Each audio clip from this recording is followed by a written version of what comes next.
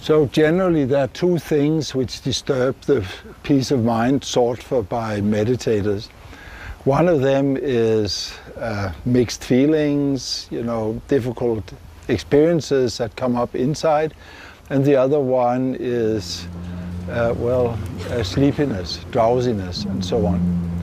And actually both of these things can be removed by meditating over a certain period of time, where one focuses on the same meditation again and again.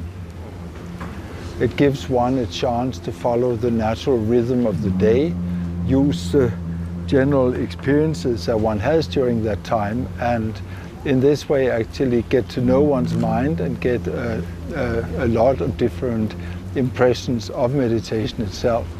So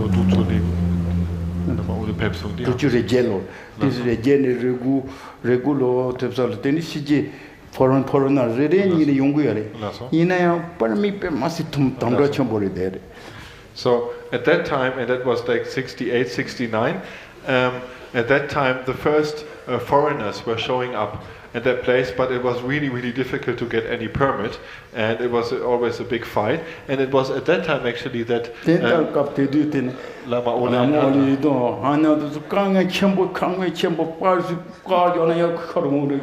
they had so many problems, so many obstacles to get this permit, but then finally they came. And here we have, we actually have brought in the 72-hour meditation for Europe from the East, because we consider that amount of time that's useful for many people.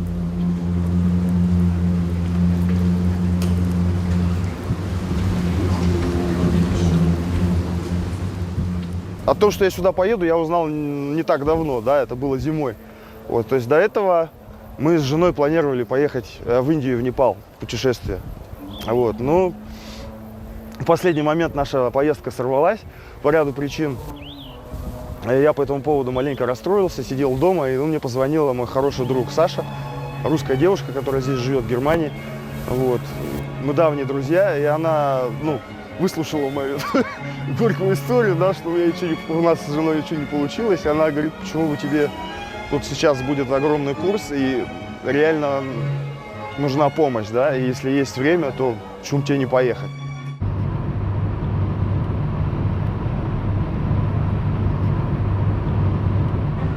Мы приехали сюда на машине, из Владивостока. Конечно, никто не верит, думает, что это невозможно и что это очень далеко. Потому что если посмотреть, то это действительно далеко. Мы находимся там рядом с Японией.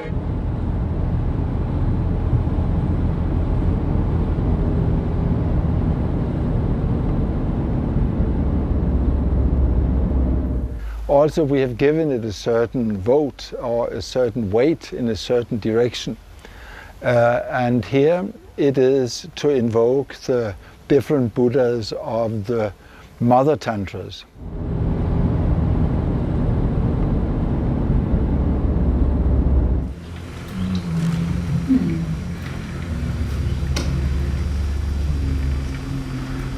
Mother tantras work with the desires and the wishes that people have, which is to most happy people the strongest feeling and the most also disturbing feelings, the constant wishes and the constant moving, looking for something else.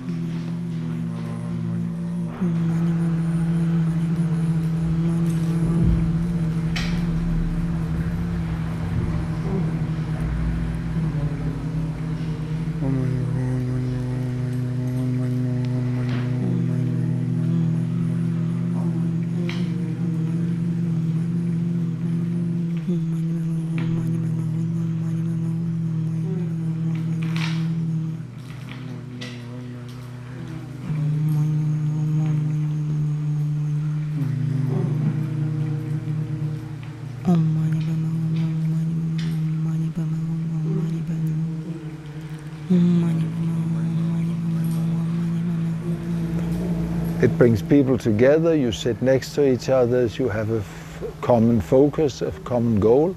And this time, for instance, we made here at the first power we were giving here, or the first 72-hour meditation after the first power, you know, we've been giving here and before the important initiations here. We actually got 128 million mantras together with our friends from around the world. And that's a lot. And the feeling of it is actually one of great accomplishment.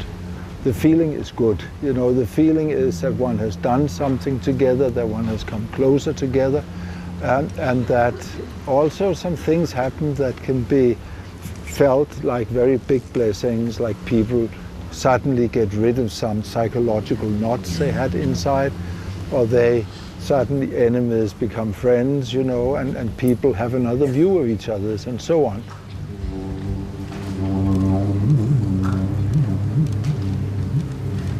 We've also been doing the Buddha of Limitless Light, Öpame, whose initiation we are going to have today. And several times we've been doing Loving Eyes, which is like the active expression of compassion into the world.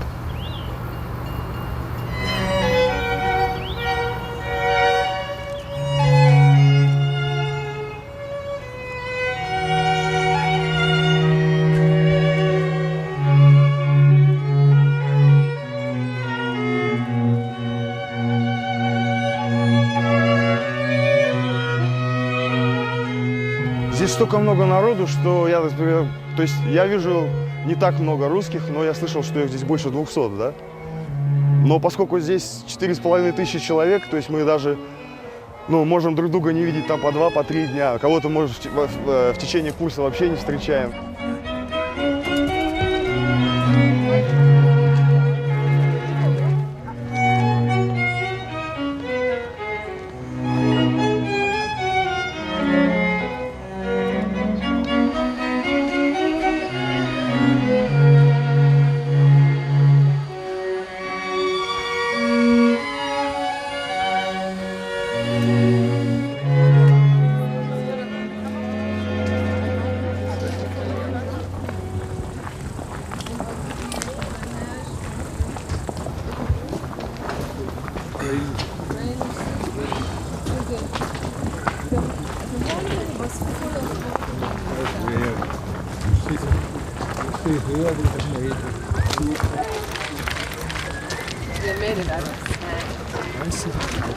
Sand here. That's the development, yeah? Meaning that to see the amount of individuals who are interested in Buddhism, that is really something amazing, I think. Of course, it has also it is a result of also due to the openness of individuals as well. There are different mentalities, and it is also very interesting to see how individuals not exactly evolve but develop. Yeah.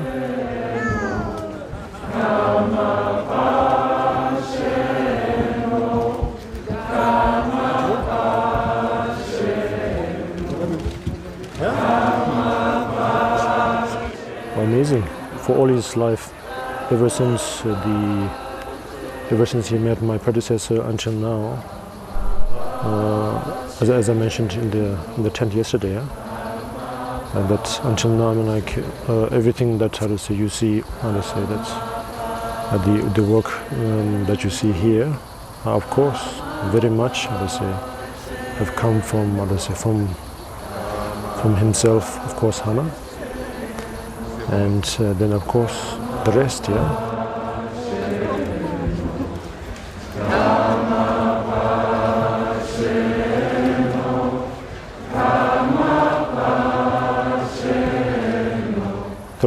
or 36 years.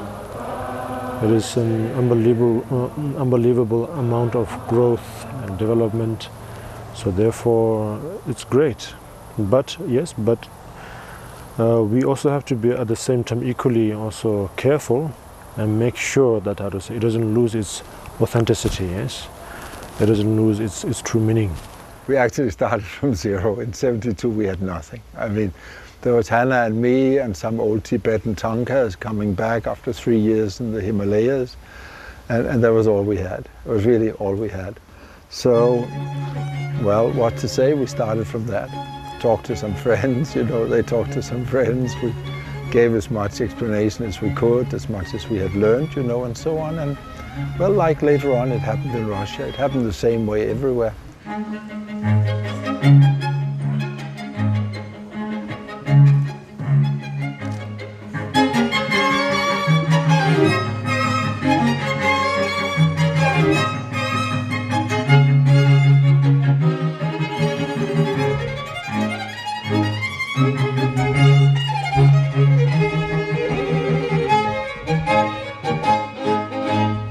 Could you tell a little bit about our relations between teacher and student, Right.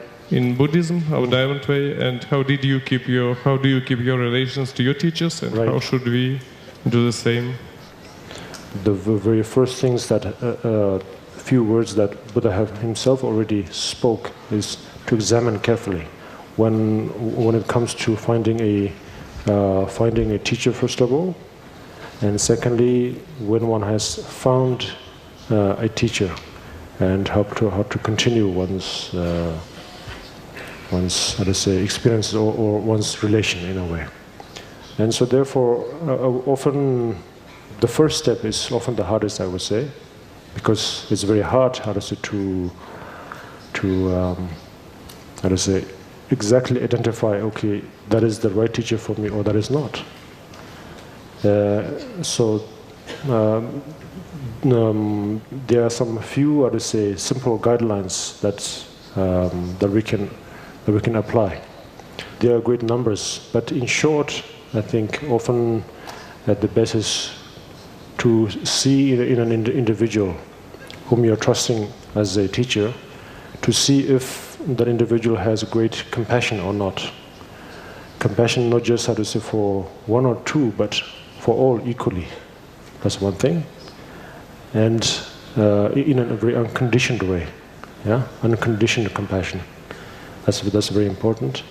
And secondly, that individual has to possess, how to say, the knowledges, yeah, of the Bodhisattva way, experiences.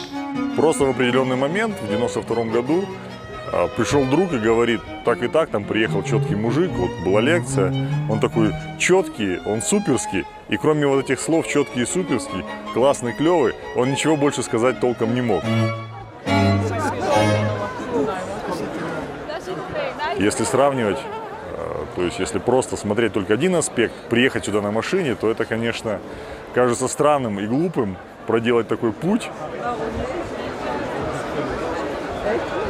А с другой стороны, я думаю, все понимали важность события, которое происходит здесь, потому что это просто невероятно.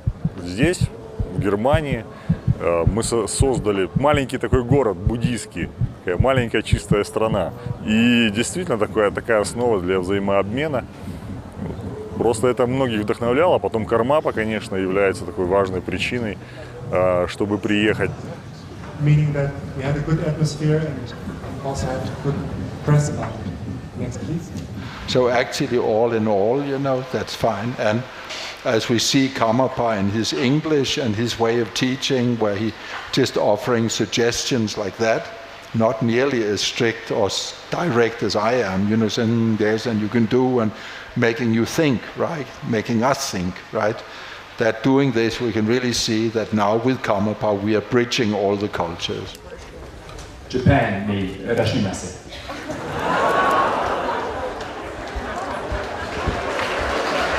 Witaj w domu w Polsce.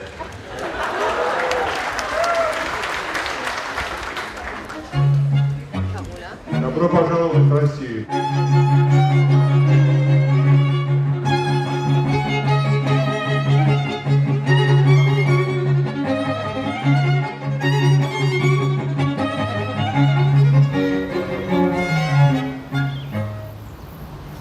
All religions, all philosophies, are all very relative methods. I think are all very, very, very actually relative.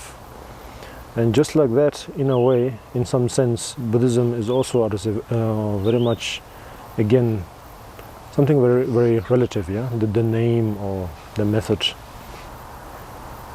The true aim of all sentient beings, of all of us, is nothing but to reach happiness. And all we have to do is find a profound way to achieve that very goal without harming anyone. And if one can find that, I would say, if one finds that in any way, then I think that is the absolute way. Yeah, and often in Buddhists, that is, how to say, what we are trying to explain and find, yeah, in a way. So I'm sure it is also a very similar. All other religions, also all other philosophies, also share that common ground, yeah. But there are different methods. So we have to examine, and we have to examine and see what is logical, what is reasonable, and whatever we find that is reasonable, yeah, then it is up to ourselves to see if we are to follow that path.